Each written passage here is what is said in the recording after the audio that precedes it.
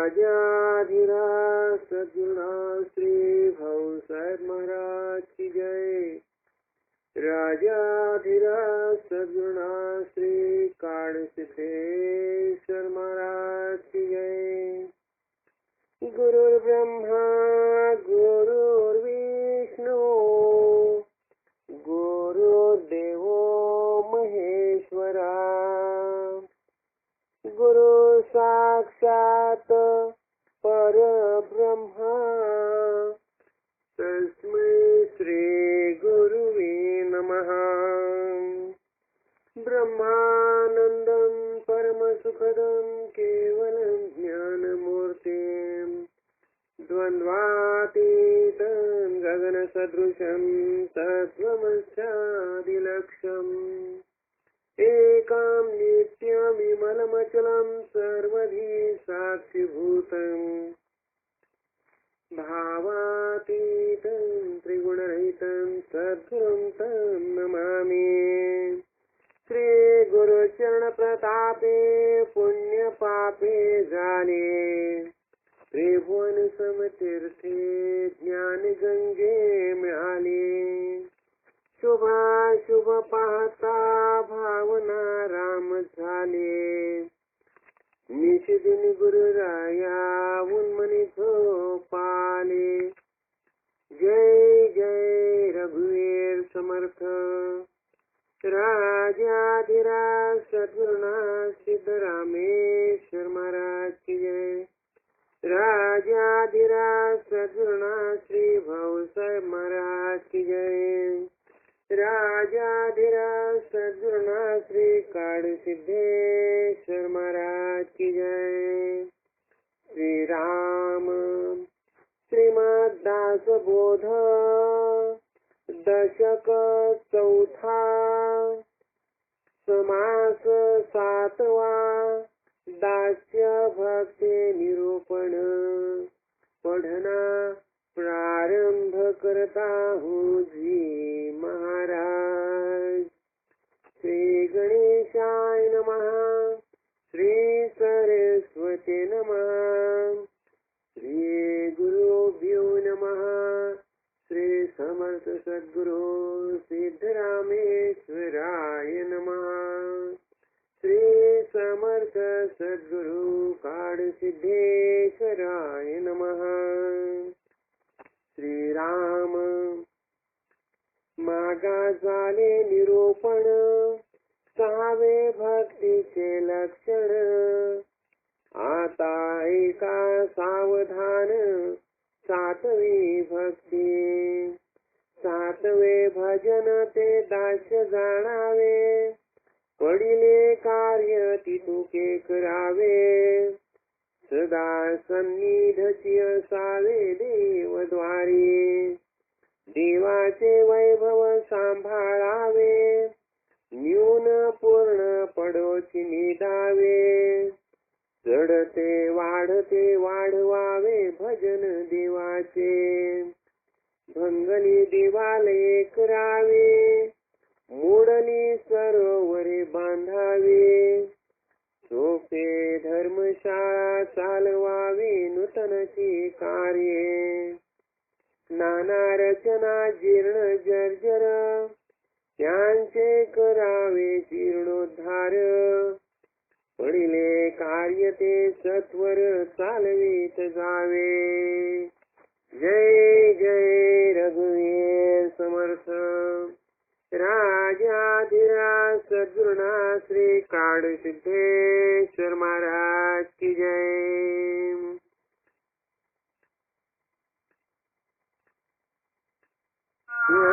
ज्ञानमूलं गुरुर्मूर्ति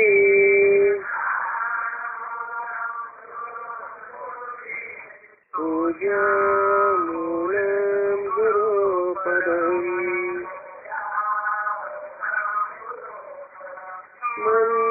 मंत्रमूलं गुरुर्वाक्यम्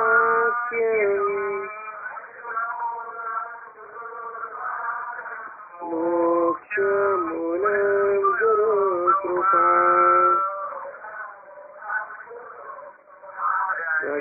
राजाधिराज सद्गुरुनाथ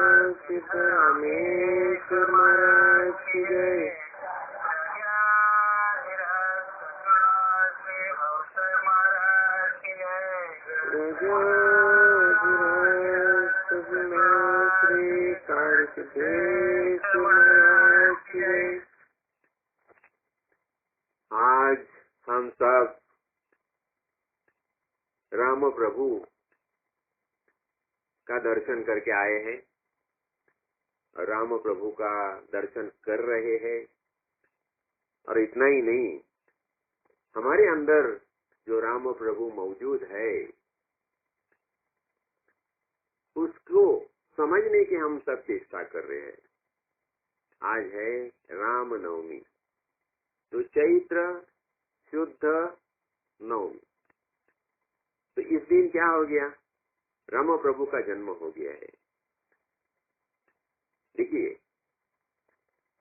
हम संसारी मानव जीव के जीते हैं ना, तो हर एक घर में 1, 2, 3, 4 ऐसे बच्चे होते हैं और हर एक माता पिता अपने बच्चों का ख्याल करता है, बच्चों का कल्याण कैसा हो जाएगा, बच्चे सुखशल कैसे रह जाएंगे, वो ज्ञानी कैसे हो जाएंगे।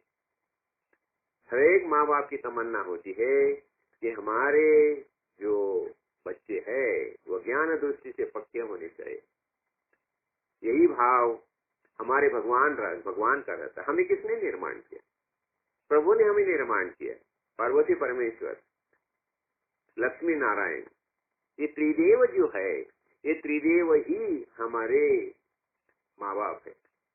और ये त्रिदेव ने ये संपूर्ण सृष्टि की जो रचना है, जो की है, ये सृष्टि का पालन ये त्रिदेव अति सुंदर रीतिया कर रहे हैं, बहुत अच्छी तरह से कर रहे हैं। और उन्होंने ये संपूर्ण सृष्टि निर्माण की। ठीक है, ब्रह्मदेव ने तो निर्माण किए है, ब्रह्मदेव ने निर्मित का कार्य ब्रह्मदेव ने अपने ऊपर लिया है, उनके प्रतिपाल करने का कार्य विष्णु भगवान ने लिया है, और उन्हें ज्ञान दृष्टि देने का, संहार का कार्य जो है वो शिव प्रभु ने लिया है। और ये त्रिदेव अपनी अपनी भूमिका बहुत अच्छी तरह से निभा रहे हैं। और ये भूतल पर जब भी कोई संकट निर्माण होता है, जब भी कोई असुरी शक्ति प्रबल हो जाती है, देखिए क्या होता है, ये सृष्टि में सात्विक जो वैदिक शुद्ध प्रवृत्ति जो है, असुरी प्रवृत्ति है और दैवी संपदा है। दैवी प्रवृत्ति और असुरी प्रवृत्ति, ये दो प्रवृत्ति का संघर्ष तो हमेशा चलता रहता है। और जब भी असुरी प्रवृत्ति जो है, असुरी प्रवृत्ति प्रबल हो जाती है, तो ये असुरी प्रवृत्ति का संहार करने के लिए और फिर सात्विक शक्ति की पुनर्स्थापना करने के लिए भगवान खुद ये भूतल पर आता है। और भगवान का आश्वासन है, यदा यदा ही धर्मस्य ग्लानिर्भवति भारत अभ्युत्थानम अधर्मस्य तदात्मानं सृजाम्यहम्। भगवान ने क्या बताया? यदा यदा ही धर्मस्य, धर्म को ग्लानि आती है और अधर्म का उत्थान होता है, अधर्म प्रबल हो जाता है, तो फिर ये समतोलत्व निर्माण करने के लिए भूतल पर भगवान स्वयं देह धारण करके आते हैं। ये भगवान का आश्वासन है। और फिर भगवान ने यही भी बता दिया कि क्या होता है, जो सात्विक प्रवृत्ति के लोग होते हैं, जो भगवान के भक्त होते हैं, तो भगवान के भक्त जो है उनका तो संरक्षण करना ये भगवान का कर्तव्य है। तो भगवान ने बता दिया है कि न मे भक्ता प्रणश्यति, मेरा जो भक्त हो गया है उसका संहार कभी भी नहीं हो जाएगा, उसका नाश नहीं हो जाएगा। तो इसलिए क्या होता है, देखिए ये सत्य त्रेता द्वापर ये तो सब युग तो चल रहे हैं, और हर एक युग में जब भी कोई असुरी प्रवृत्ति प्रबल हो गई, तो असुरी प्रवृत्ति का संहार करने के लिए भगवान ने अवतार लिया। तो अभी आज राम प्रभु का जन्म है। देखिए क्या हो गया, वो पहले की बात है। ऐसे ही ये अपने वाल्मीकि ऋषि जो है, तो वाल्मीकि ऋषि कैसे हैं, वो स्वाध्यायरत है, उनका स्वाध्याय तो चल रहा है। और एक समय की बात है, तो जब भी वाल्मीकि ऋषि के आश्रम में ये अपने नारद मुनि पधारे हैं, तो जब भी नारद मुनि उनके आश्रम में आ गए, तो वाल्मीकि ऋषि ने उन्हें प्रश्न पूछा। वाल्मीकि ऋषि ने पूछते हैं कि देखिए ऋषिवर, आप तो ये त्रैलोक्य में घूमते रहते, फिरते रहते, और आज तक आपने आपके जीवन काल में अनेक महापुरुष देखे हैं। तो मुझे ऐसे बता दीजिए कि चारित्रेण च को युक्तः सर्वभूतेषु को हितः विद्वान कः समर्थस्य कश्चक प्रिय दर्शना। तो मुझे ऐसी बात बता दीजिए कि आपने ऐसा कोई देखा है क्या जो सदाचार से युक्त है, समस्त प्राणियों का हित साधक है, विद्वान है, सामर्थ्यशाली है, और एकमात्र प्रिय दर्शन पुरुष कौन है? इतना ही नहीं है, वो अपने मन पर अधिकार रखता है, क्रोध को जीतने वाला है, कांतिमान है, और किसी की भी निंदा नहीं करने वाला कौन है? तथा जो संग्राम में कैसा होता है, कुपित होने पर किससे देवता भी डरते हैं। तो ऐसा सामर्थ्यशाली, बलवान, और जो प्रतापी है, सर्वगुण संपन्न है, तो बहुत से दुर्लभ गुण जो है, वो दुर्लभ गुण उसके अंदर है। तो ऐसा कोई महापुरुष आपने ये भूतल पर देखा है क्या?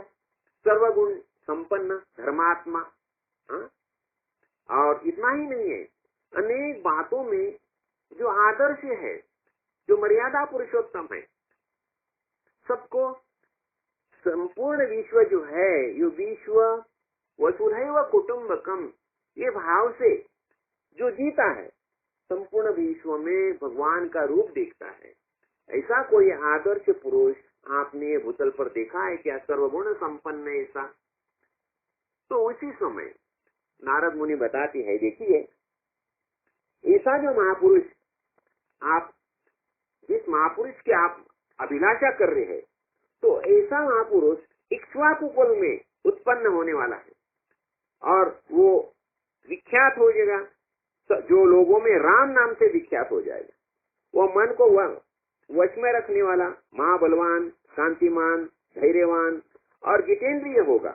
इतना ही नहीं है, वो बुद्धिमान होगा, नीतिज्ञ होगा, वक्ता, शोभायमान तथा शत्रु संहारक होगा।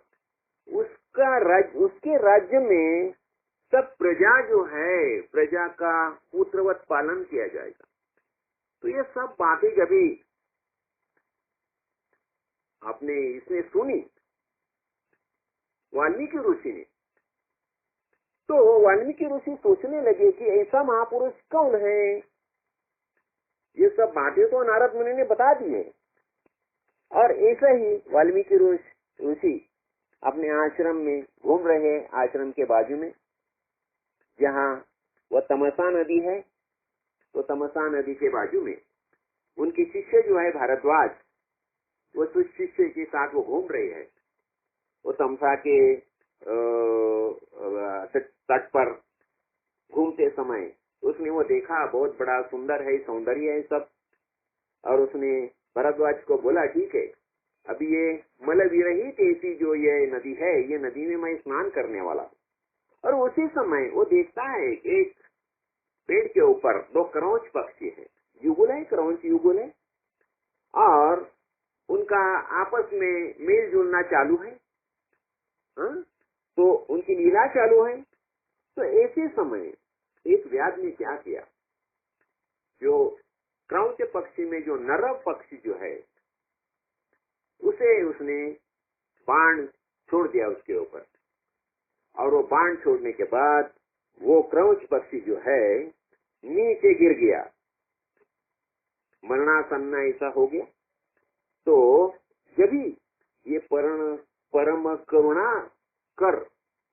करुणामय जिनका हृदय है, ऐसे वाल्मीकि ऋषि जब उसे देखते हैं, तो उनके मुख से वो दिखता है, वो क्रौंच की, वो रोती हुई क्रौंच की ओर देखता है, और वो उसी समय उसके मुख से एक श्लोक निकलता है। वो बोलते हैं, मां निषाद प्रतिष्ठाम स्वम अगमहा शाश्वती समहा यत् क्रौचमिथुनात् एकम अवधि काम मोहितम। वो बताती है, अरे निषाद, ये तूने क्या किया? ये अभी तुझे नित्य निरंतर कभी भी शांति नहीं मिलेगी, क्योंकि तूने इस क्रौंच के जोड़ने से एक की जो कामोन्मोहित होके हो रहा था, बिना किसी अपराध के ही हत्या कर डाली है। तो ऐसा बताने से ये जो श्लोक जो निकल गया है, ये अनुष्टुप छंदा में श्लोक निकल गया है। तो उसी समय क्या होता है, ये तो हो गया है और ये अपने आश्रम पर आ गया है। उसी समय वहां ब्रह्मदेव आए, हमें ये ब्रह्मदेव ने बता दिया ये वाल्मीकि ऋषि को, देखिए ऋषिवर, अभी आपने ये जो तो अपना एक छंदा जो है अनुष्टुप छंदा, हम बता दें अनुष्टुप छंदा सीता शक्ति श्रीमद हनुमान कीलकम, तो ये अनुष्टुप छंद की ही निर्मित जो हो गई है। तो तुम एक काम करो, तुम यही छंद में रामायण की रचना करो। देखिए अभी ब्रह्मदेव का तो आदेश हो गया है रामायण की रचना करो करके, तो वाल्मीकि ऋषि ने क्या किया, अभी महर्षि नारद के साथ, देवर्षि नारद के साथ जो बातचीत हो गई थी, तो देवर्षि नारद ने जो रामायण कथा, पूरी रामायण कथा उन्हें सुनी थी। तो वो कथा जो है, तो वाल्मीकि ऋषि ने क्या किया, वाल्मीकि ऋषि ध्यानावस्था में चले गए और ध्यानावस्था में चलने के बाद उन्होंने वो शतकोटि रामायण है उसकी रचना की। देखिए तो ऐसी रामायण की रचना की। अभी देखिए जब रामायण की रचना की तो उसी समय रामो प्रभु का तो जन्म ही नहीं हो गया था। देखिए कि बात कैसी है, देखो तो इसमें एक समर्थन है, एक जो दासबोध में एक समाज जो लिखा है ना वाल्मीकि, उसमें वाल्मीकि स्तवन करके लिखा है, तो उसमें वो बताती है कि वाल्मीकि ऋषि ने रामायण जो ग्रंथ लिखा, अरे इसका एक भविष्य सच हो जाएगा तो उसके पीछे लोग लगते हैं। और वाल्मीकि ऋषि ने ये पूरा रामायण जो कथा लिखी है, और ये रामायण कथा जो है ये आदि काव्य करके प्रसिद्ध है। ये रामायण कथा ये महात्म्य ऐसा है कि आदि काव्य करके इसकी प्रसिद्धि है। और ये प्रथम काव्य जो लिखा है महर्षि वाल्मीकि ऋषि ने, तो उसके बारे में ये बहुत कुछ बताया जाता है।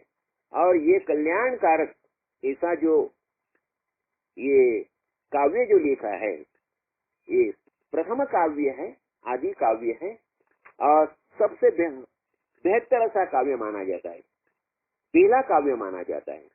और इसके बारे में बताया जाता है आगे चल के। देखिए क्या हो गया, तो ये रामायण जो कथा है ये वाल्मीकि ऋषि ने उसी समय लिख दी है।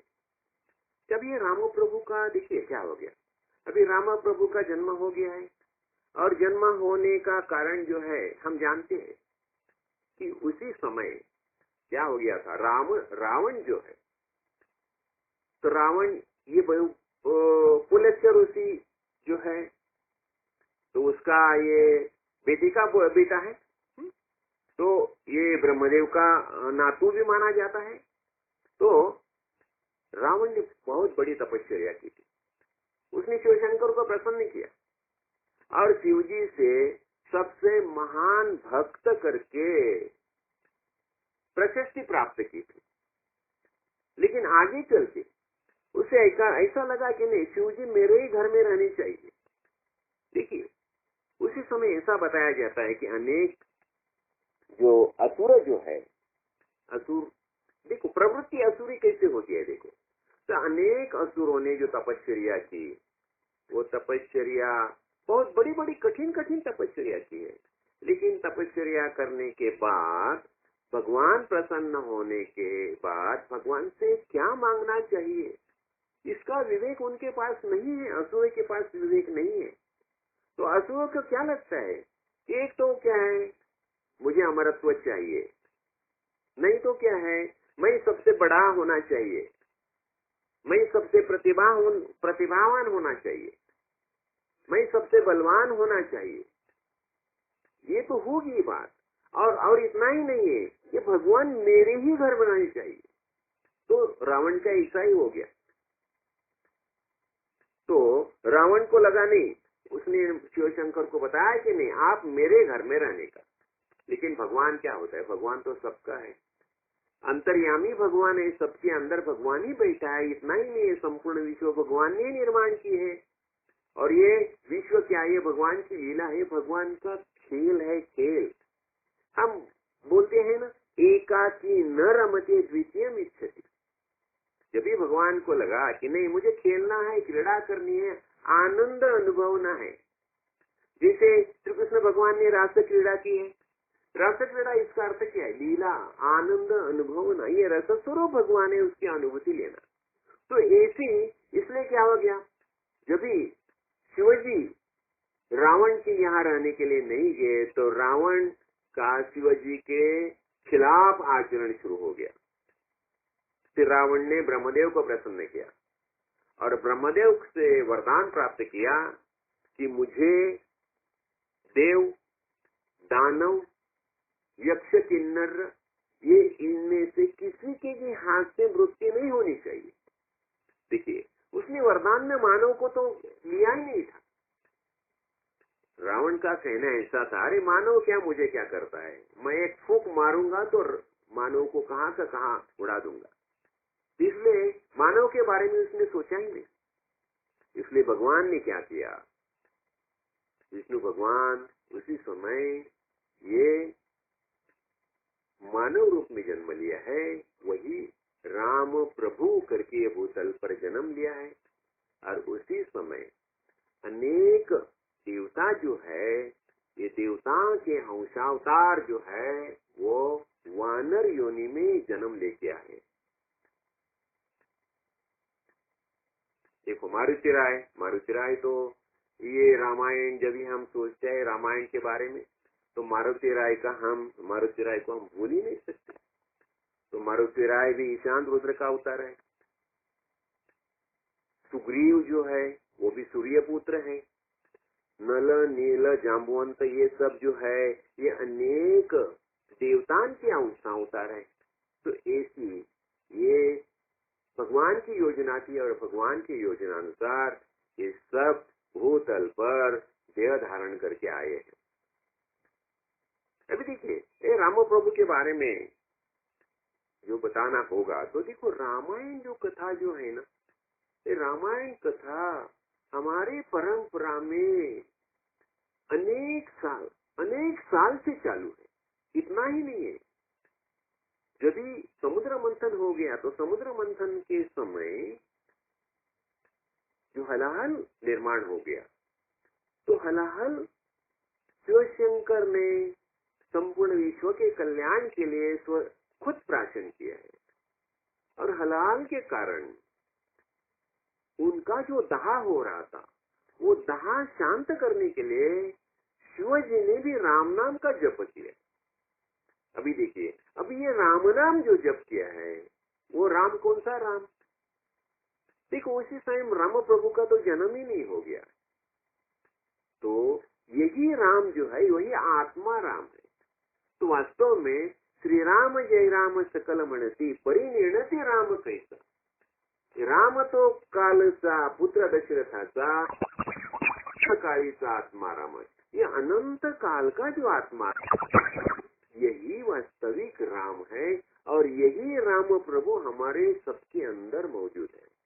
तो देखिए, अब ये फिर राम प्रभु का जन्म हो गया है, यथावकाश वो राम प्रभु का जब भी स्वयं और हो गया है, सीता माता पत्नी करके प्राप्त हो गई है, विश्वामित्र ऋषि के यहाँ जाके मारीच, सुबाहु, टाटिका उनका वध किया है।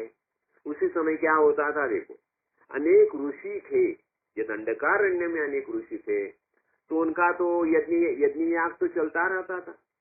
लेकिन ये असुरी प्रवृत्ति के जो लोग होते थे, राक्षस जो थे, उनका यज्ञ में विरोध चलता था, तो उनका संहार होना आवश्यक था। और इसलिए राम प्रभु का जन्म हो गया है। देखिए, अभी बहुत से लोग बताते हैं कि नहीं, अभी जब ये राम प्रभु का जब भी राज्यारोहण होने वाला था, तो उसी समय ये कैकेयी माता जो है वो वरदान मांगती है। लेकिन वही बातें जो है ना, ये सब होनी टल न सके और अनहोनी हो न सके, ये सब ऐसा ही होने वाला था। जब भी राम प्रभु का जो राज्याभिषेक है वो तय हो गया, तो वहां स्वर्ग में मीटिंग होगी। अरे बाप रे, अभी राज्याभिषेक हो जाएगा और रामो प्रभु अयोध्या में रह जाएंगे, तो रामो प्रभु का जीवन का जो कार्य है कैसा सफल हो जाएगा। तो उसी समय कली को कार्य दिया कि तुम ऐसा करो, कुछ भी करो, लेकिन ये राम प्रभु का जो राज्याभिषेक है वो नहीं होना चाहिए। तो उसी समय वहां कली प्रवेश करता है। देखो, राम राज्य में तो कली को जाने के लिए संधि नहीं है, लेकिन तो भी एक बगीचे के अंदर ये मंथरा दासी जो है वो एक फ्रूट खाती है, फल खाती है। वो फल के अंदर से कली उसमें प्रवेश करता है, मंथरा दासी के अंदर, और मंथरा दासी की जो बुद्धि जो है वो भ्रमित हो जाती है और वो कई की बताती है, अरे देखिए क्या कर रही हो तू, अभी ये राम का राज्याभिषेक हो जाएगा तो तेरा भरत का क्या हाल हो जाएगा, तू तो दासी बन जाएगी। और राम जो है भरत के ऊपर अन्याय हो जाएगा, तुम्हारे ऊपर अन्याय हो जाएगा। तो तुम ऐसा कीजिए, तुम्हें महाराज ने जो वरदान दिए है वो वरदान का उपयोग अभी कीजिए। और ऐसी वो कैकेयी की बुद्धि भ्रमित हो जाती है। देखो, कैकेयी का राम प्रभु के प्रति बहुत प्यार होता है, ये बताया गया है। तो भी ये कली के कारण कैकेयी ये 2 वर मांगती है।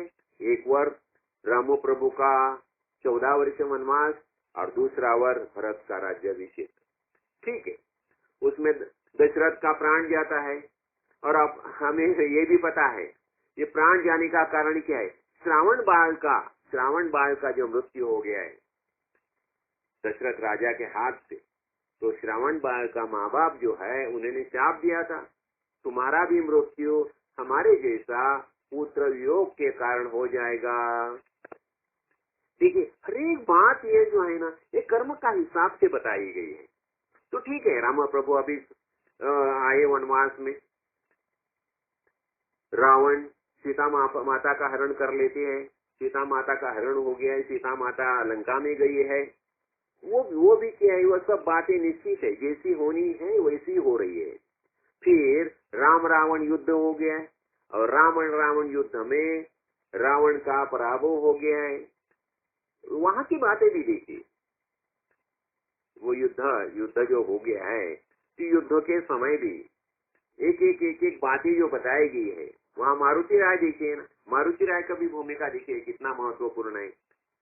तो जब ही मारुति राय सीता संशोधन के लिए जाते हैं, शोध के लिए जाते हैं, तो वहां जाने के बाद वहां उन्हें जब पता चलता है कि सीता माँ को आचुकोन में रखा गया है।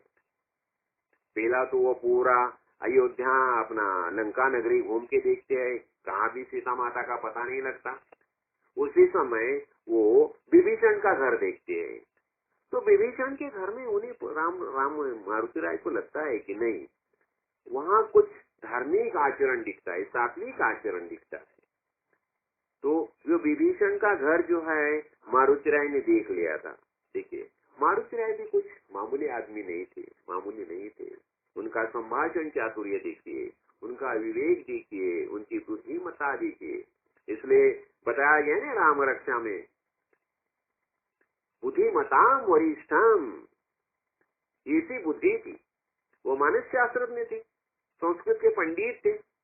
तो जब भी राम राय अपना ये विभीषण जब भी आता है युद्ध के समय, विभीषण को उसके 4 मंत्री के साथ आता है और सभी बोलते हैं इन्हें अभी ये विभीषण जो आया है उसे हम बंदी बना लेंगे।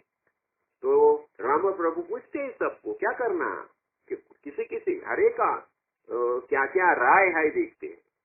और उसी समय मारुति राय बताते हैं, नहीं देखिए, अभी हम ये विभीषण का मित्र करके हम स्वीकार करेंगे। देखो मारुति राय का क्या होता है, देखो जिसे हम बोलते हैं ना देह बोली, बॉडी लैंग्वेज, ये मारुति राय सब जानते थे। और उसी समय राम राय ने भी विभीषण को अपना मित्र करके स्वीकार किया है। और उसी समय देखो रामायण की जो अनेक बातें जो है, देखो इसके बीच में जो वाली के साथ अपना वाली का संहार किया है राम राय ने, और सुग्रीव को राज्य दे दिया है, ये अनेक बातें रामायण में आई है। लेकिन क्या होता है देखिए, सब बातें जो है ना, हर एक बातें के पीछे जो क्या कारण है हम समझ लेना चाहिए। इसलिए देखो दासबोध में भी समर्थ रामदास ने बताया है कि दासबोध में 4 बात को बहुत महत्व दिया है।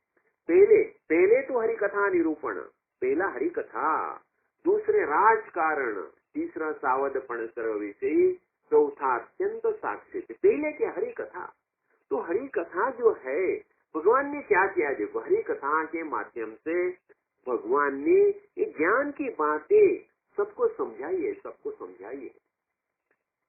भगवान ने खुद जो रामावतार और श्री कृष्ण अवतार, ये 2 बहुत महत्वपूर्ण भूमिका है भगवान की, और जिसे हम सामाजिक नाटक बोलते हैं ना, तो सामाजिक नाटक है, और उसमें समाज में कैसा बर्ताव करना चाहिए, कैसा बर्ताव करने से क्या हो सकता है, ये हर एक बातें वो सब रामायण और महाभारत में आई है।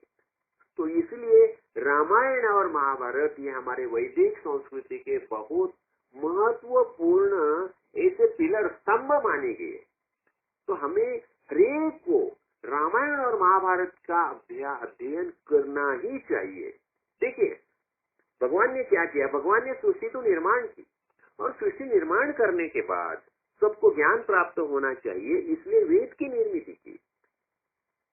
तो ये 4 वेद जो है, ऋग्वेद, यजुर्वेद, सामवेद, अथर्ववेद, और ये वेद के माध्यम से ऋग्वेद में बहुत सी जो बातें आई है वे कैसी आती है, मनोर्भव, भगवान और मानव ये 2 में कोई अंतर नहीं है, लेकिन ये जो गुण है भगवान के गुण जो है वो गुण मानव को ग्रहण करना चाहिए। तो उसमें उसने और क्या दिए, पूजा प्रणाली को महत्व दिया है, वंदन भक्ति को महत्व दिया है, किसके सामने झुकना ये समझाया है।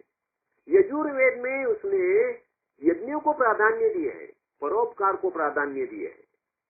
सामवेद ने अनेक प्रकार के जो काव्य गायन है, पूजा अर्चा है, और भगवान और ये मानव परमेश्वर और परमात्मा ये जो है वो जीव और शिव दोनों एक ही कैसे है, ये सब बातें संगीत के माध्यम से, काव्य के माध्यम से सामवेद ने बताई।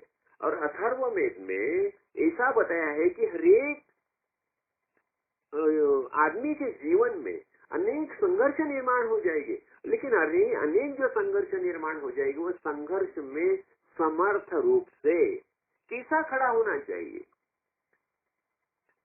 वो जो कठिनाई जो निर्माण हो जाएगी वो कठिनाई से कैसा मुकाबला करना चाहिए, और वो सब शक्ति हमें कहाँ से मिल जाएगी। और ये शक्ति प्यार प्राप्त करने के लिए हमें तपस्या करनी चाहिए, साधना करनी चाहिए। ये सब बातें जो है भगवान ने वेद में समझाई है, और ये सब बातें जो समझाई है वही बातों के आधार पर भगवान ने खुद ऐसा आचरण करके बताया है। तो शिशुपाल के बारे में भी देखिए, 100 अपराध, देखिए क्या भगवान ने बताया, 100 अपराध होने तक मैं क्षमा करूंगा, उसके आगे नहीं। इसका अर्थ क्या हो गया, इसका अर्थ यही बताया गया है कि तुम कोशिश करो, खुद को सुधारने की कोशिश करो, ज्यादा से ज्यादा प्रयत्न करो खुद को सुधारना। अभी देखो हम अभी ये देखते हैं सब ठीक है, राम रावण युद्ध हो गया, फिर लंका का राज्य विभीषण को दे दिया है, वहाँ सुग्रीव को किंगस्थिदा का राज्य दे दिया है राम प्रभु ने, राम प्रभु अयोध्या वापस आ गए हैं। फिर वहाँ भरत जो है देखो, अब भरत की भी देखो कितनी क्या भक्ति है, देखो राम प्रभु के बारे में जो भरत कैसा है, देखो भरत का देखिए चरित्र देखो कितना भव्य और दिव्य बताया है। लक्ष्मण का भी चरित्र देखो, सेवा भाव कैसा होना चाहिए। लक्ष्मण तो राम का अनुचर करके ही रह गया है, लेकिन लक्ष्मण का सेवा भाव देखो।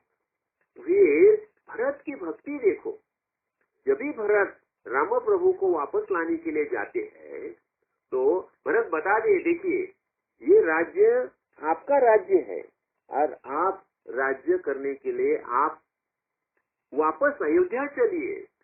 तो राम प्रभु वहां समझाते हैं, देखिए हम दशरथ राजा, हमारे पिताजी और हम 4 बेटे हैं उनके, और उनका जो वचन जो है, उनका वचन सत्य होना चाहिए। उन्हें शब्द दिया है, मां को शब्द दिए है। देखो उसने क्या बताया कि एक जो भरत को राज्य और रावण का, अपना राम का वनवास। अभी मेरे पिता ने, अपने पिता ने जो माता को जो वचन दिया है, वचन तो सत्य ही होना चाहिए। तो राम प्रभु क्या बताते, सत्य प्रतिज्ञा धर्म। देखिए अभी आचरण हो गया, और फिर देखो भरत का भी भाव देखिए। भरत क्या बताते हैं, देखिए नहीं, मैं तो आपका सेवक हूँ, मैं आपका भक्त हूँ, और मैं आपका भक्त होने से मैं आपसे कुछ मांगता हूँ। आप फिर आइए, राज्याभिषेक, आपका राज्याभिषेक होना चाहिए। तो वहां क्या बताया जाता है, देखो ये प्रेम है, भरत का प्रेम है। राम प्रभु का जो पिता का वचन है वह सत्य वचन होना चाहिए, और भरत का भी प्रेम है, भरत भी प्रेम भक्ति है। तो वहां भी क्या बताया जाता है, देखो अभी भरत का प्रेम यहाँ भक्ति देखिए। तो यहाँ राम प्रभु जो है, राम प्रभु को ईश्वर मानिए, और भरत ये भक्त देखिए। तो अभी भक्त और देव और भक्त, ये दोनों के बीच में अभी जो संघर्ष चालू है, वो अभी ये कैसा सुलझाना चाहिए। अभी देव क्या बताता है, देव बताता है, देखो मैं शब्द दिया है, जो शब्द जो है, सत्य प्रतिज्ञा जो है, मर्यादा पुरुषोत्तम जो है, तो जो शब्द दिए है वो शब्द सत्य होने चाहिए। ये देव की भूमिका होगी। भक्त का भूमिका क्या है, भक्त बताता है आप मुझे जो कुछ चाहिए आप देना चाहिए, मैं आपका भक्त हूँ। तो फिर वहाँ क्या बताया जाता है, भक्त ने कैसा आचरण करना चाहिए, जैसा देव चाहता है। फिर वहाँ क्या बताया जाता है, तो भरत को बताया जाता है, देखिए तुम भक्त हो, तो भक्त ने क्या करना चाहिए, देव जो बताता है, देव को जो चाहिए वही भक्त ने करना चाहिए।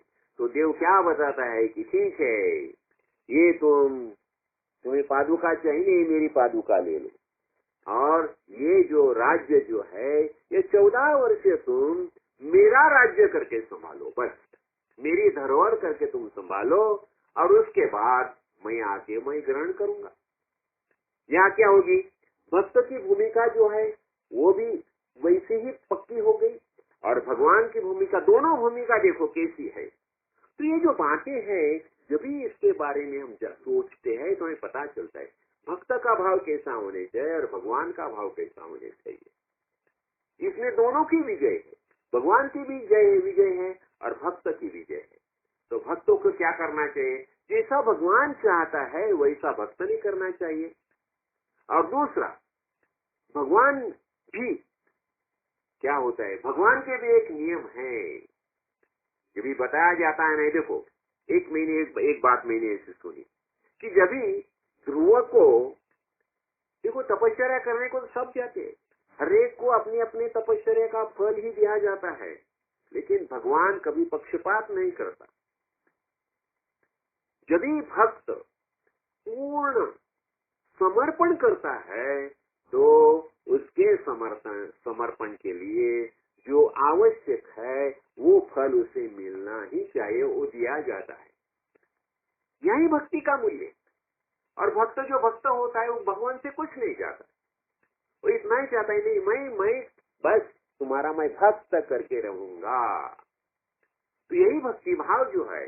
तो ये भरत, शत्रुघ्न, खास कर देखो लक्ष्मण, भरत, इनके बारे में जो है हर एक, और शत्रुघ्न भी देखो ना, उसको जो राज्य दिया वो उसे राज्य में चला गया। भरत ने हर एक, ये सब जो भूमिका जो है हर एक ने दिखे, अपना अपना संभाला है। तो अपना अपना कर्तव्य जो है, अपना अपना शब्द जो है, अपनी अपनी भूमिका है।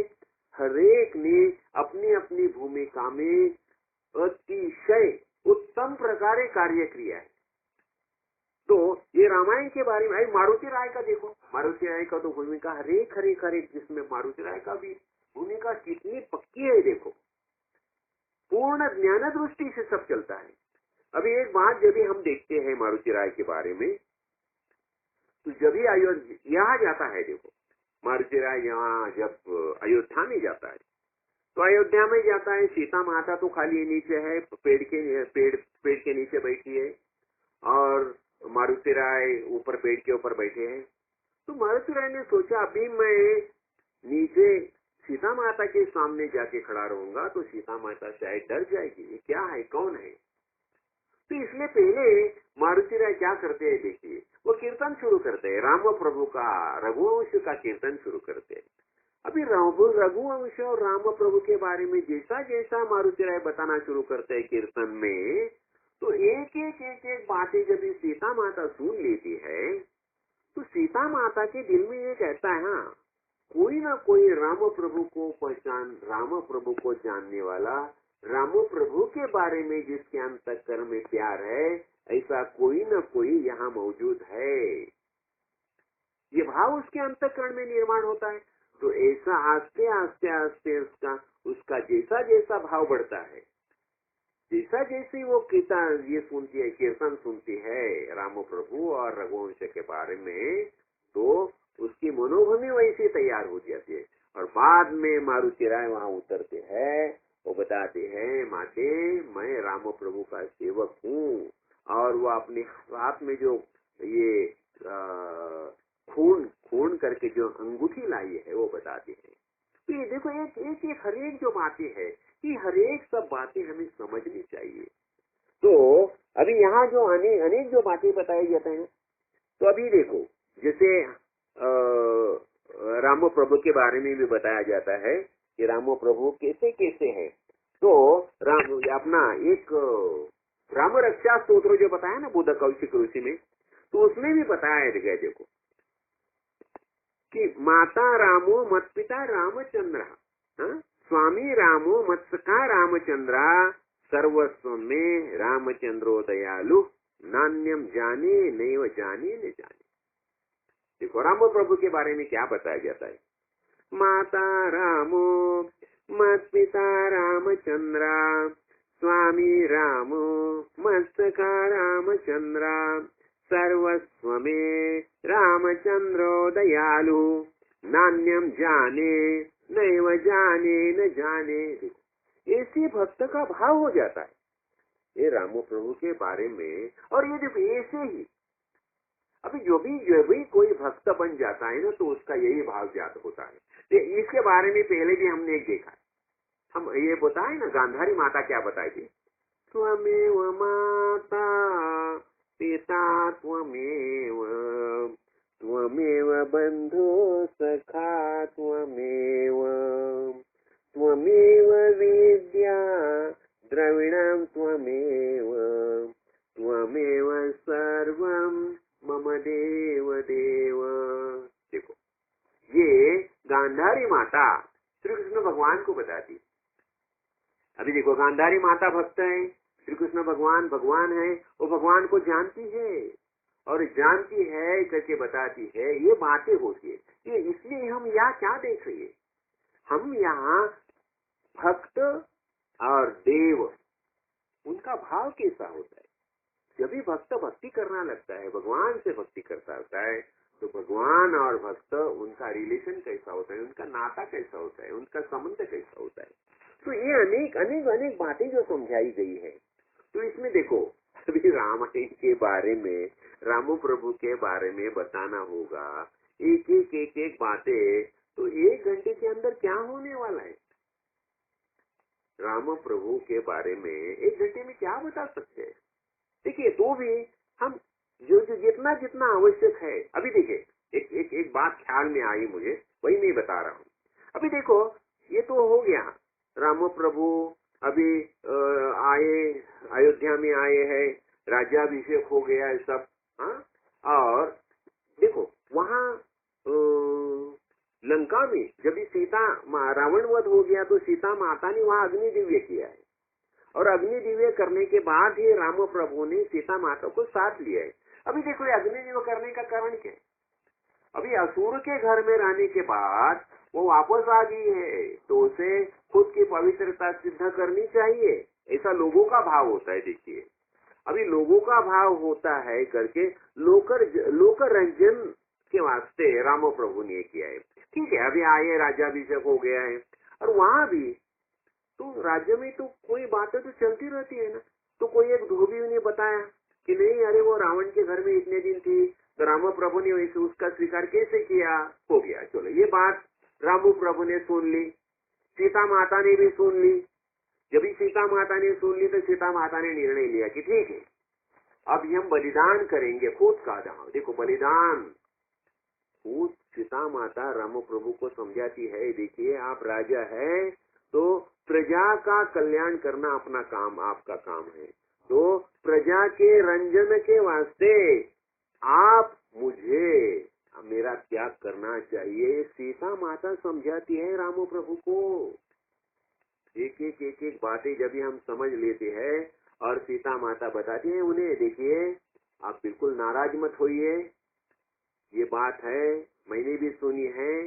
तो जब तक ये प्रजा में अपवाद चालू है, तो हाँ प्रजा का जो अपवाद है वो आपको ये करना पड़ेगा। और इसलिए सीता माता समझाती है राम प्रभु को कि नहीं, आप मुझे वहां छोड़ दीजिए करके मेरा त्याग कीजिए। और जब भी सीता माता निकल जाती है तो वहाँ वाल्मीकि ऋषि आते हैं, और वाल्मीकि ऋषि खुद के आश्रम में सीता माता को आधार देते हैं। वहाँ लवकुश का जन्म हो गया है, और लवकुश का जब ये अश्वमेध यज्ञ का जो घोड़ा जो है, वो लवकुश वो घोड़ा का ये करते हैं, अपने कब्जे में लेते हैं। और जब ही लवकुश के साथ ये अपना भरत, शत्रुघ्न, मारुतिराय, सुग्रीव, इस सबका पराभव करते हैं वो, देखिए। और जब ही वो फिर राम प्रभु का जब ये करते हैं, गीत गाते हैं, स्वयं श्री राम प्रभु ऐकती कुशलव रामायण गाते, कुमार दोघे एक वयाचे चरित्र सांगती रघुरायाचे। देखिए ये दोनों लवकुश को वाल्मीकि ऋषि ने क्या बताया, रामचरित्र पूरा सुनाया।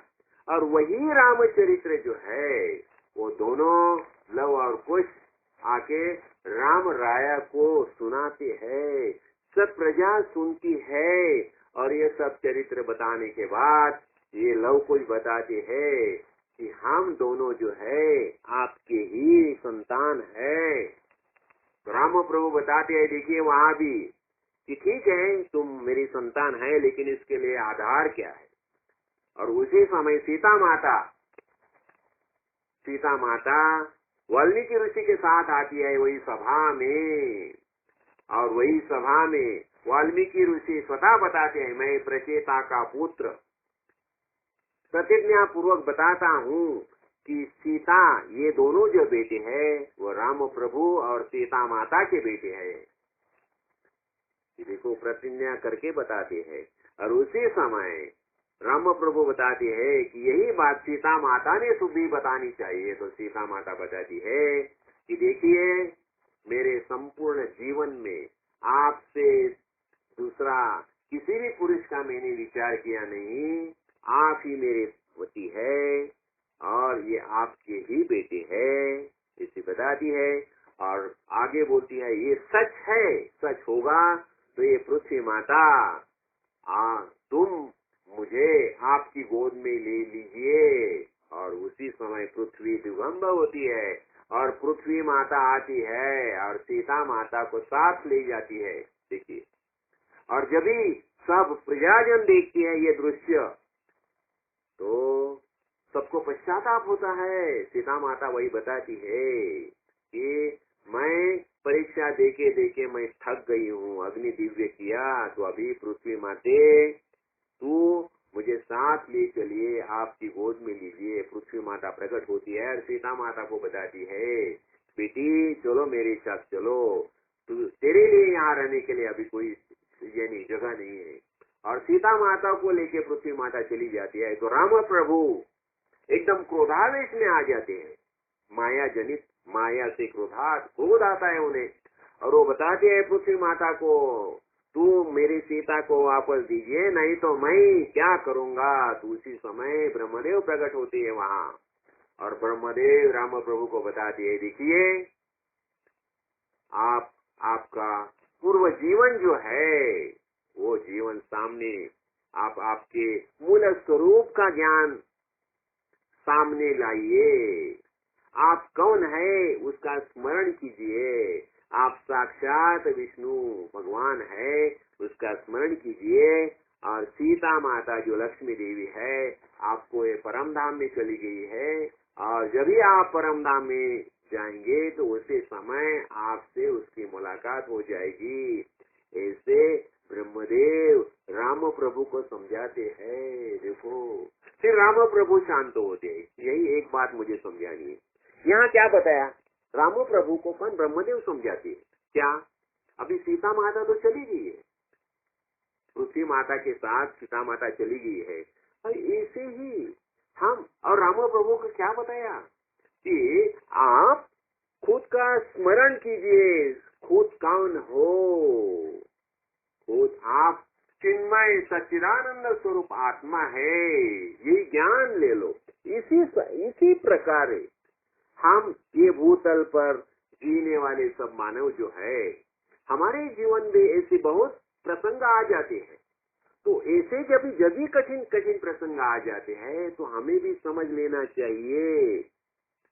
किसी से वियोग होता है हमारा, तो जब भी हमारा किसी से वियोग होता है, हमारे आप्त स्वकीय है, तो हमारे आप्त है, स्वकीय है, गुरुजन जो है, हमारे संबंधी है, उनसे हमारा जब वियोग होता है तो हमें यही समझना चाहिए कि ये माया जनित शरीर जो है, ये माया जनित शरीर छोड़ दिया है। समझ में आया सबको? ये माया जनित जो शरीर है वो छोड़ दिया है, लेकिन चैतन्य रूप हम हरेक के पास सदा के लिए मौजूद है। और यही हमारा एक पहला ही जन्म नहीं है, ऐसे अनेक जन्म आज तक हमने लिए हैं, और अनेक जन्म में यही लीला चल रही है। हम एक दूसरे के संबंधी करते आते हैं, जीते हैं कुछ साल, जो कुछ कर्म का हिसाब से ब्रह्मदेव ने जो नियत किया है, हरेक का जीवन काल, वही जीवन काल तक हम एक दूसरे के साथ रहते हैं और बिछुड़ जाते हैं।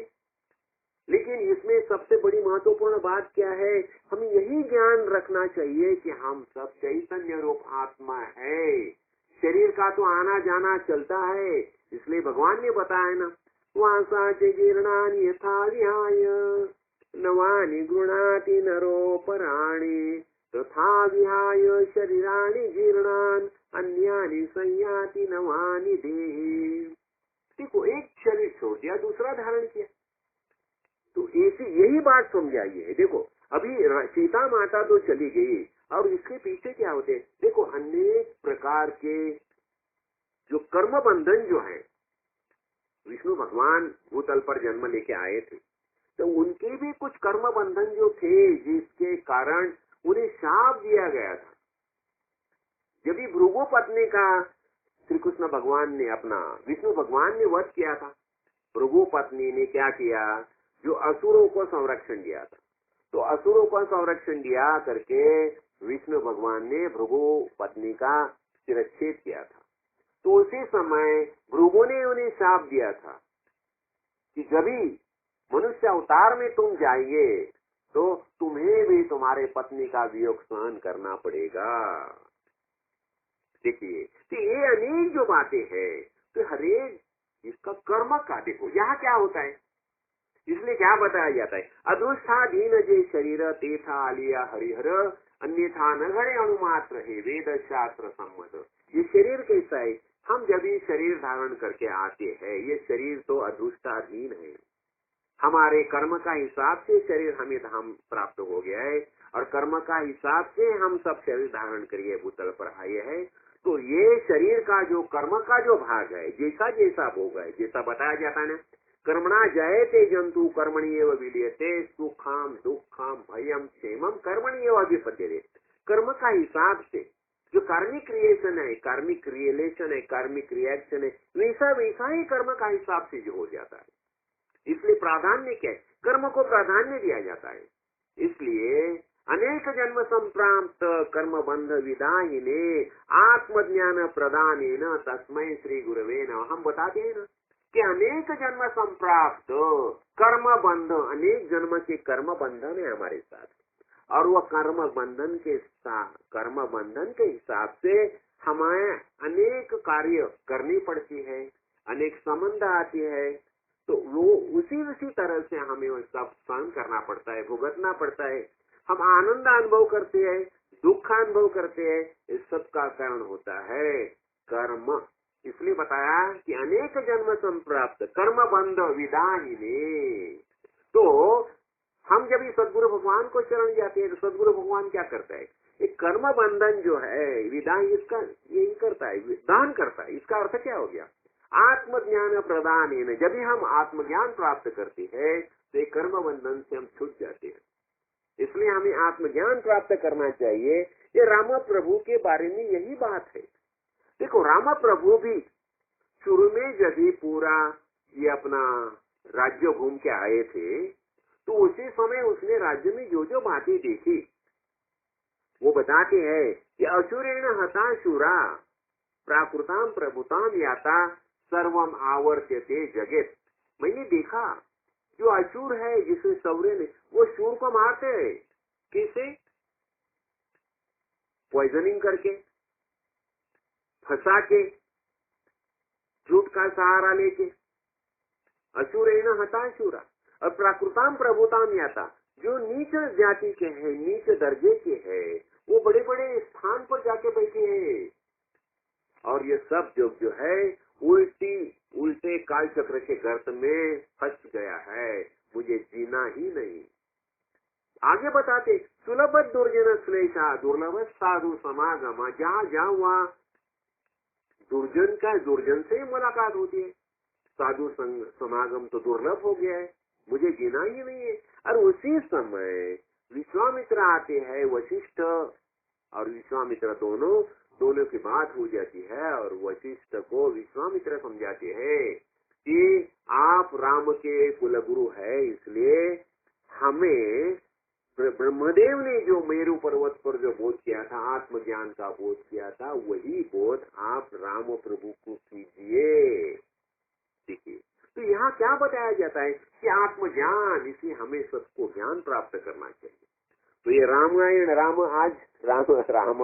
आज रामनवमी है, तो रामनवमी के निमित्त से हमने थोड़ी सी जो कुछ रामायण के बारे में जो बातें देखी है, तो ये रामचरित्र है। तो रामायण ये रामचरित्र हमें हर दिन पढ़ना चाहिए। तो रामायण में हमें प्रवेश करना ही चाहिए, राम की अनेक बातें हमें समझानी चाहिए, समझ लेनी चाहिए, और एक बात के पीछे गुह्य ज्ञान कैसा है वो भी हमें समझना चाहिए। तो अभी हम राम प्रभु के बारे में बहुत सी बातें देखी। दूसरी एक मैं थोड़ा सा समय लेता हूँ बताने के लिए। आज अपना समर्थ रामदास स्वामी का भी आज जन्म हो गया है। तो ईस्वी सन 1608 रामनवमी का समर्थ रामदास का जन्म है। और समर्थ रामदास जो है, हम उन्हें मारुति राय का अवतार माना जाता है।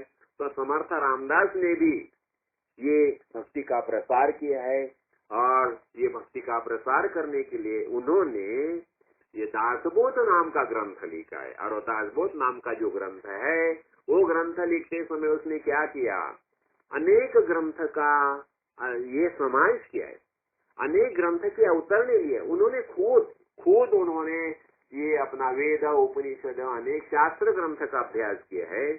वो उनका देखिए, उनका जब भी शादी का समय था तो वहाँ सावधान करके जब भी ब्राह्मण ने ये किया तो वहाँ से भाग गए वो। और वही वर्ष 1224 तक उन्होंने नासिक का यहाँ रह के अनेक ग्रंथ का अभ्यास किया।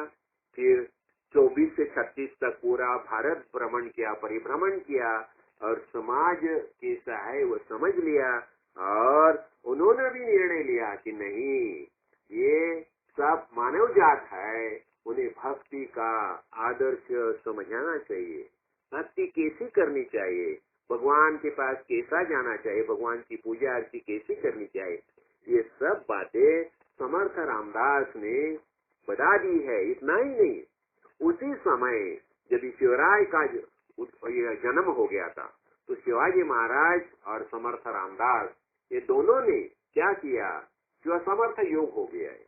और वहाँ समर्थ रामदास जी ने बताया कि हमें भक्ति करनी होगी तो राज्य भी हमारा होना चाहिए। इसलिए वो बताती है, पहले तो हरि कथा निरूपण, पहले तो हरि कथा, दूसरे राजकारण भक्ति करनी होगी तो राज्य भी हमारा होना चाहिए। तीसरा सावधपण सर्व विषयी, एकदम सावधानी से बर्ताव करना चाहिए। और चौथा अत्यंत साक्षेपी दीर्घोद्योगी, हमें उद्योगरत होना चाहिए। ये समर्थ रामदास ने बताई है। और वो बताने के लिए उन्होंने दासबोध ग्रंथ लिखा है। तो ये और शिव समर्थ शिवाजी राजे हो गए, राज्याभिषेक करने को बोला क्यों कि हिंदू पतपतशाही की जो निर्माण करने का जो कार्य है वो समर्थ रामदास ने किया है और सर्वसामान्य लोगों में भक्ति का प्रसार किया है। और समर्थ रामदास तो मारुति राय का ही अवतार माने जाते हैं। अच्छा, और तीसरी बात ऐसी है, हमारे गुरु जी के तो उनका जन्म भी हो गया है 9 अप्रैल 1843 का जन्म है और वो भी रामनवमी का जन्म है। तो हमारे भाऊ साहेब महाराज बोलेगा तो मेरे गुरुजी के गुरु सिद्धरामेश्वर महाराज और सिद्धरामेश्वर महाराज के गुरु भाऊ साहेब महाराज। तो भाऊ साहेब महाराज का जन्म भी रामनवमी का जन्म है। उन्होंने भी भगवत भक्ति के ज्ञान का प्रसार किया। वो उनके बारे में तो बहुत बातें बताई जाती है। वो जो हमारे संप्रदाय के जो मूलभूत जो नियम है तो उसमें उन्होंने मुख्य 5 बातें उन्होंने बताई। पहले हमें स्मरण रहना चाहिए किसका, 8वां तो ब्रह्म। इसका अर्थ क्या हो गया, हमें स्मरण होना चाहिए मैं कौन हूँ, तो मैं ब्रह्मरूप आत्मा हूँ, यही हमारा वास्तव में स्मरण है। और हम जब भी खुद को भूल जाते हैं तो संसार शुरू हो जाता है। तो हमें हमारा स्मरण होना चाहिए। तो 8वां तो ब्रह्म, 9वीं माया, खुद को भूल जाना यही माया हो गया है। और ज्ञानार्थ मूल अग्नि, इसका अर्थ हो गया तीव्र नाम स्मरण करना चाहिए, तीव्रता होनी चाहिए। और अंतःकरण से मूल मन, खोलवर नाम स्मरण करना चाहिए। नाम स्मरण अंतःकरण से खोल। और जब तक निवृत्त होत नहीं, हम जब तक निवृत्त होते नहीं तभी हमें ज्ञान नहीं होने वाला। ये माया जो है तो माया से हमारा मन हमें निवृत्त करना चाहिए। जो विषयांची निवृत्ती तो निज सुखाची प्राप्ति, पूर्ण बाणल्या विरक्ति साधक होती मातृप। क्या बताया, न वांछती न द्वेष्टि न कांक्षती। हमने भगवत गीता में देखा न द्वेष्टि न कांक्षती। देखो, हम किसका द्वेष ही नहीं करते और कोई भी किसी के बारे में हम कोई आकांक्षा ही नहीं, आशा ही नहीं रखते। तो आशा नहीं रखना यही बहुत महत्वपूर्ण बात है।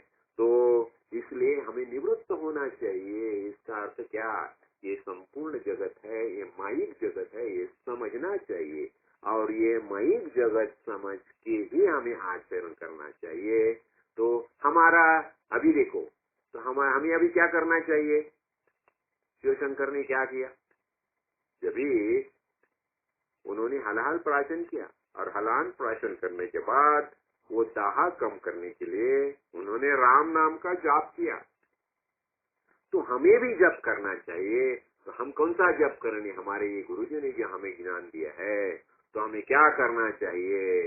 सोहम, सोहम, सोहम, सोहम, सोहम, यही जाप हमें करना चाहिए। तो अभी हमने देखा, रामनवमी हमने देखी, मुझे लगता है रामनवमी के बारे में बहुत बातें हमने समझ ले ली है। तो भी हम ये करेंगे जैसा मारुति राय ने बताया ना, तो हमें क्या एक वरदान चाहिए, हम राम प्रभु से क्या वरदान मांगने, जैसा मारुति राय ने राम प्रभु, जब ही मारुति राय के ऊपर राम राय प्रसन्न हो गए और मारुति राय को बताया, देखो अरे मारुति राया, तूने मेरे इतने बड़े बड़े काम किए हैं, तो तुम मुझसे वरदान मांगो। तो मारुति राय क्या बताते हैं? यावद् राम कथा देवो पृथ्व्यां विचरस्यति तावदेव मयि प्राणा तिष्ठन्तु वरदोषि मे। क्या बताए? देखो, जब तक ये भूतल पर राम कथा चलती रहती है तभी तक मेरे प्राण रहने चाहिए। और मारुति राय अमर हो गए, चिरंजीव हो गए, मारुति राय चिरंजीव हो गए ना। और तो भी राम राय ने आओ बता दिया, ठीक है ये तो तूने वरदान मांग लिया, लेकिन और तुम कुछ मांगो। तो राम मारुति राय क्या बताए? देखिए, और वही वरदान हम सब पूर्ण संपूर्ण विश्व के लिए मांगना चाहिए।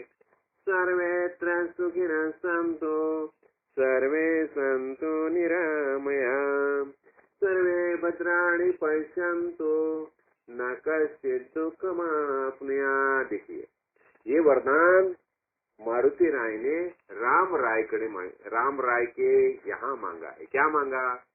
सर्वेत्र सुखिनः सन्तु, ये भूतल पर जितनी मानव जात है वो सब सुखी होने चाहिए। सर्वे सन्तु निरामया, किसे कौन सा भी आजार नहीं होना चाहिए। हा? तो निरामय, निरामय रहने दो। हा?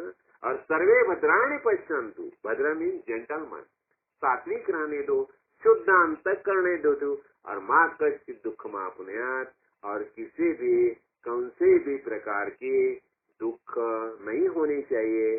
तो यही वरदान जो मारुति राय ने मांगा है राम प्रभु के पास, यही वरदान हम सब हमारे राम राय के पास मांगना चाहिए। और यही हम सब वरदान राम राय के पास मांगते हैं। और जैसे ये हम सत्संग में आते हैं तो सदगुरु भगवान की कृपा से यही सत्संग में आके सदगुरु भगवान हमारे लिए जो ज्ञान का कबाड़ रखा है, उनके लिए जो शक्ति सामर्थ्य चाहिए, सदगुरु भगवान की कृपा से और राम प्रभु की कृपा से ये सब सामर्थ्य हमें प्राप्त हो जाए, यही प्रार्थना। राजाधिराज सद्गुरुनाथ सिद्धरामेश्वर महाराज की जय। राजाधिराज सद्गुरुनाथ श्री भव साहेब महाराज की जय। राजाधिराज सद्गुरुनाथ श्री काल सिद्धेश्वर